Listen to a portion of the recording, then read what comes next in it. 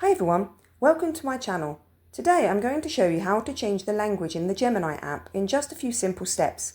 This quick tutorial will take you less than a minute, so let's dive right in. First, open the Gemini app on your Android or iOS device. Make sure you're signed in to your Google account to access all settings. Next, tap on your profile picture or initial at the top of the screen. This will open a menu.